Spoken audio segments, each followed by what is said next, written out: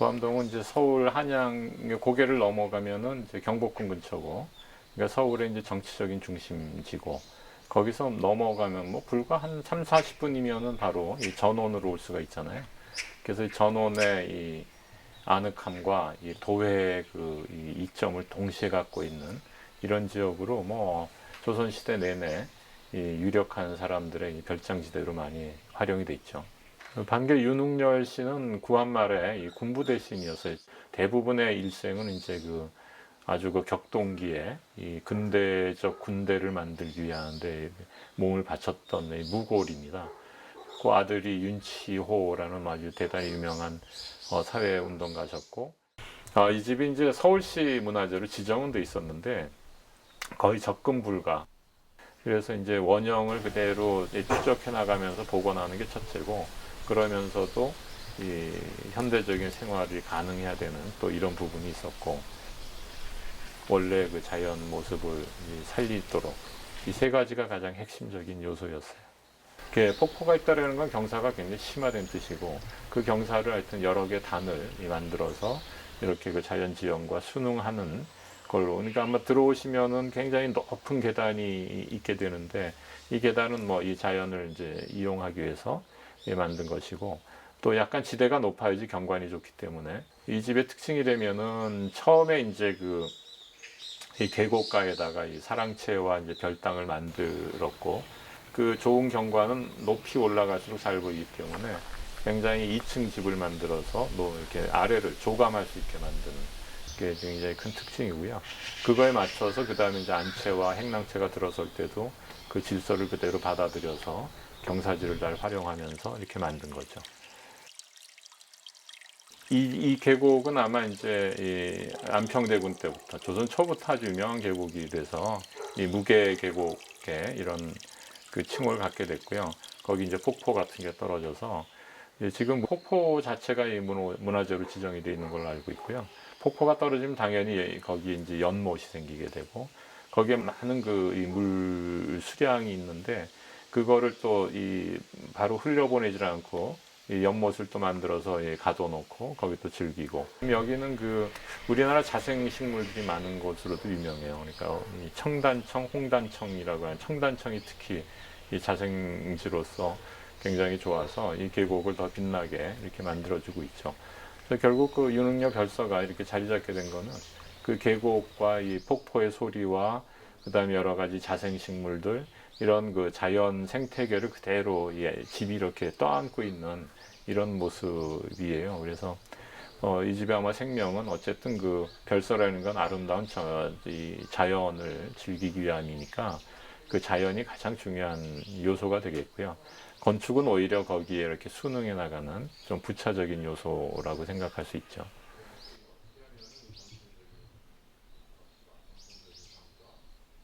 별서라고 하는 것은 별장이기도 한데 또 임시적인 생활이 가능한 곳이기도 해요. 그러니까 당시에 전염병이 가장 무서운 게 이제 홍역이었고, 그 다음에 성홍열이었어요. 이 두 개의 전염병이 돌면은 유력한 사람들은 다 서울을 떠납니다. 여기는 뭐 바로 고개를 넘으면은 전원이기 때문에 여기 와서 이제 피신을 하다가 이쪽 동네가 좋으니까 정착을 해서 별장을 짓게 된 거죠. 한옥의 여러 가지 특징들이 있을 텐데, 이 한옥은 그 뭐라 그럴까요? 굉장히 응축된 하나의 건축체예요. 그러니까 한옥을 이제 설계하게 되면, 또 거기 살게 되면 마음대로 이렇게 그 현대주택 같이 넓게 넓은 공간을 마음대로 쓰기가 어렵고, 하여튼 제한된 틀 속에서 이걸 해야 되고, 그다음에 자연에 대해서 굉장히 겸손하죠. 자연을 지배하는 집이 아니라 자연과 일체화가 되려고 애를 쓰는 이런 집이고, 또 하나의 특징이라면 여러 건물들이 이렇게 나눠져 있어 그게 하나의 전체를 이루는, 이걸 뭐 집합적 그 건축이라고 보통 얘기할 수 있는 부분이죠. 그러니까 규모는 그렇게 크질 않아도 아주 그 많은 부분들이 모여서 하나의 집합체를 이루는 이런 것들이어서 굉장히 이 한옥을 다뤄 나가는데 또는 설계하는데 생각할 요소가 많고, 단순하기 때문에 오히려 더 복잡해지는 여러 가지 요소들을 갖고 있습니다. 인간과 이 건축이 분리되어 있지 않고 인간을 보듬으면서 인간의 그 성숙도나 이런 또 생활을 풍요롭게 해주는 이런 그 아주 알지 못하는 매력들이 그 안에 숨어 있죠. 그 19세기 말, 그 다음에 20세기 초 우리나라 이제 소위 개화기, 근대 초기에 여러 가지 이제 서양 문물들이 막 들어왔잖아요. 그때 이제 한참 논쟁됐던 게 뭐 동도석이다. 그러니까 동양의 정신과 서양의 그 물질을 같이 하자. 그러면서 이 어떻게 하면은 이 전통적인 것과 삶과 서양의 문물을 그 안에 용해시키는가. 이게 아마 그 당시에 또 지식층이나 상류층들의 아주 관심사였던 모양이에요. 그래서 이제 주택에서 그런 현상이 많이 나타나는데 한옥의 그 생활 터전을 가지고 있고 거기에 별당같이 좀 서양식의 건물들을 만드는 게 유행을 해요. 그래서 아마 뭐 이렇게 한옥 속의 양옥 뭐 이런 것들이 특히 서울의 이 상류층들 집에서 간간히 나타나는데 이제 2층에 벽돌 집을 만들고 그 다음에 한옥을 갖다 붙이고 그 한옥 위에다가 이 별도의 테라스 같이 이건 테라스는 우리나라에 없던 건데 이 테라스 공간을 만들어서 이 자연을 좀 충분히 감상할 수 있도록 이렇게 만든 거죠.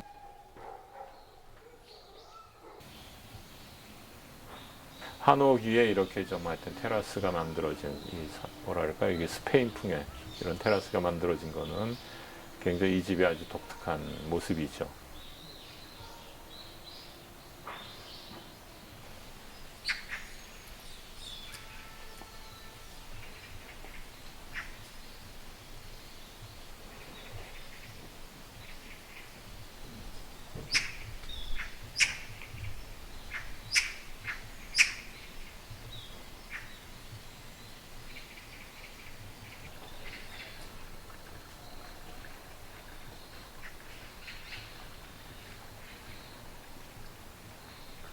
어쨌든 한옥은 무슨 반려견이라고 저는 표현을 하는데 반려견 같이 이 집주인이 같이 이렇게 살아나가면서 애정을 쏟아야지 유지가 되는 집이에요. 뭐랄까 이 강한 집이 아니라 좀 부드러운 이런 건축이어서 그래서 이 주인이 산다라고 하는 게 굉장히 중요한 요소이고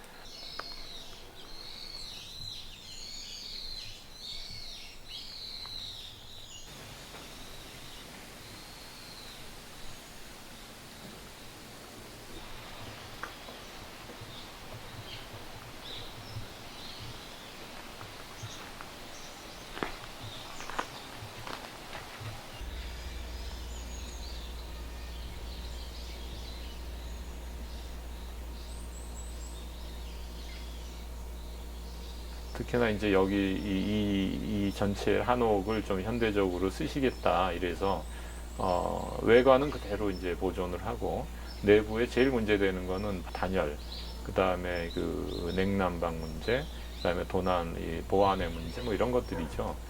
그래서 마침 이 댁 주인께서 이제 그 큰 그 창호 회사를 하고 계셔서 그 이점을 많이 마음껏 활용을 했죠. 그래서 이 새롭게 제작을 이 한식 그 시스템 창호를 제작을 해서 전부 안쪽에 내부에다 이렇게 배열을 해서 단열이나 여러 가지 문제를 다 해결했고요. 그런데 방충망이라는 게 비닐이나 이런 걸로 만들어진 화학 제품이잖아요, 주로. 근데 한옥에 전혀 맞질 않아서 뭔가 좀 새로운 소재를 찾아보자 하다 이 삼배라고 하는 전통적인 소재를 이 방충망으로 한번 써봤더니 상당히 뭐 효과도 좋고 방충도 되고 운치도 있고 그래서 새로운 하나의 방충망을 만들 수 있었죠.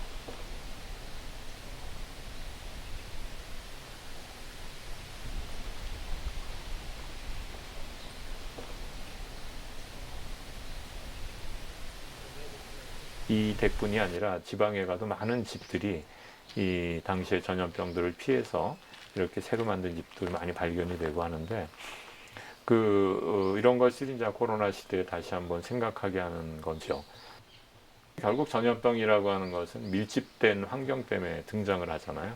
그러니까 결국 전염을 막는다라고 하는 것은 소극적임의 격리, 그다음에 거리두기 이런 거밖에는 방법이 없는 것이고 예나 지금이나 그건 마찬가지고 아마 100여 년 전에 이제 성홍열이 벌어졌을 때 그 당시에 사람들의 그 지혜로서는 떠나 있는 게 가장 그걸 막는 것이다 이렇게 생각했겠죠.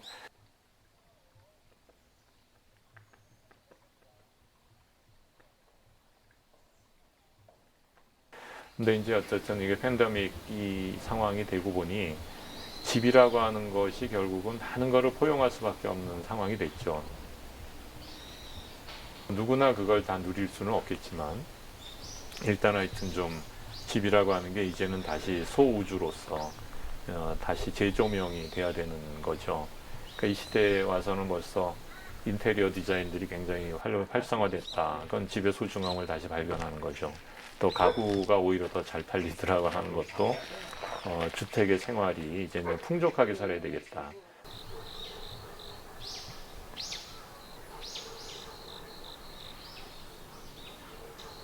그렇다고 집안에서만 모든 걸 살 수는 없겠지만 여태까지 하는 산업화를 통해서 이 분업화되고 도시와 이제 주택이 되면 주택이 도시에 뺏겼던 걸 다시 이렇게 가져오는 이런 시간들이 아닐까. 근데 어쨌든 이렇게 뭐 넓은 땅을 가지고 누리기는 어렵지만 좁은 공간에서라도 그렇게 할 수 있는 방법이 뭘까를 이제 계속 연구하고 찾아보고 하는 게 아마 건축가들의 또 임무가 아닐까 이렇게 생각해요.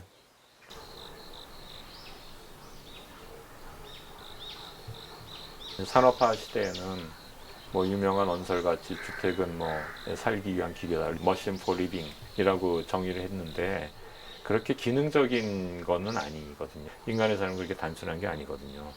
그러니까 집의 소중함이 다시 또는 집에 머무른 시간이 많아지면서 발견이 된다라고 했을 때는 그 좀 정서적이고 정신적인 이런 문제들을 이제는 고민을 해야 되는 거죠. 그러니까 한옥의 특징이라고 하면은 굉장히 단순한 공간들인데 그 좀 불편하죠. 오르락 내리락 해야 되고 그런 육체적인 불편함이 오히려 정신적인 안정을 가져오죠. 특히 뭐 요새 그 질병이나 이런 것들이 정신만으로 버티기 어려울 때 건강이라는 걸 생각을 해야 되고 자꾸 움직여야 되고 많이 오히려 한옥은 공간은 가만히 있고 인간들이 계속 이렇게 이동을 하면서 또 거기에 같은 공간을 여러 가지 중첩적으로 활용하면서 의미를 부여해주는 이런 것들이 한옥에서 좀 배울 수 있는 부분이 아닐까.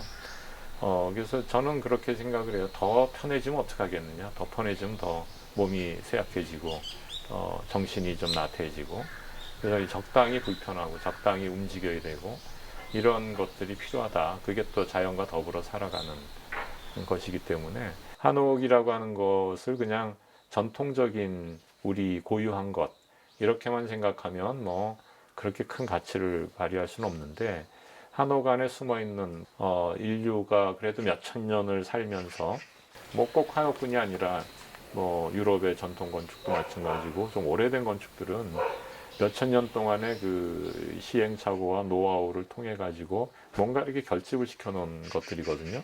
그 역사에는 그런 게 항상 있는 것이고 그 속에 그 잠재력, 가능성 이런 것들을 자꾸 발견해 보는 작업도 필요하지 않을까.